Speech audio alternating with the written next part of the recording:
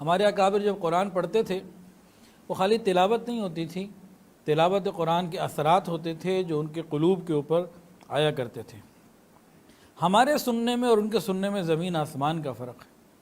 وہ جب سنتے تھے تو دل نرم ہو جاتے تھے، آنکھوں سے آنسو آ جایا کرتے تھے، اور ہم جب سن رہے ہوتے ہیں تو بعض مرتبہ امام صاحب ایک رکوع کی جگہ تراویح میں 2-3 رکوع پڑھ لیں تو شاید ہمیں برا ہی لگ جاتا ہے کہ اتنا زیادہ کیوں پڑھ دیا، اور سمجھ میں آنا تو خیر ہمارے ہاں بہت ہی تھوڑا ہے، بہت تھوڑے لوگ ہیں جنہیں سمجھ میں بھی آ رہا ہو کہ قرآن ہمیں کہہ کیا رہا ہے۔ ہماری مثال ایسے ہے جیسے ایک آدمی کو بخار ہے، اب بخار میں اس کو کمزوری بھی ہے، ہلا بھی نہیں جاتا، اور اس کو کچھ کھانے پینے کی چیز دو تو کھائی نہیں جا رہی، دل نہیں کر رہا۔ اور ہمارے بڑوں کی مثال یہ تھی، ان کی مثال یہ ہے کہ جیسے ایک صحت مند آدمی ہوتا ہے نا، اور بھوک بھی لگی ہوئی ہے، اس کے سامنے لذیذ قسم کے کھانے ہو تو بہت شوق اور رغبت سے کھاتا ہے۔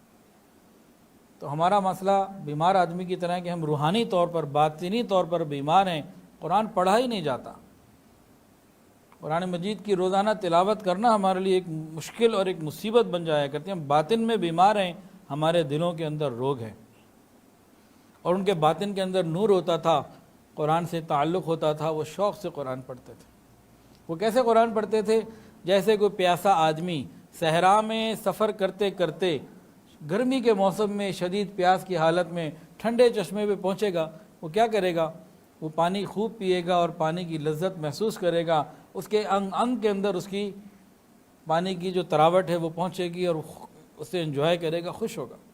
تو ہمارے اکابر قرآن مجید پڑھ کے اس طرح خوش ہوتے تھے کہ سر کے بالوں سے لے کر پاؤں کے ناخنوں تک پورے جسم میں اس کے اثرات آتے اور وہ اس کے نور سے منور ہو جایا کرتے تھے۔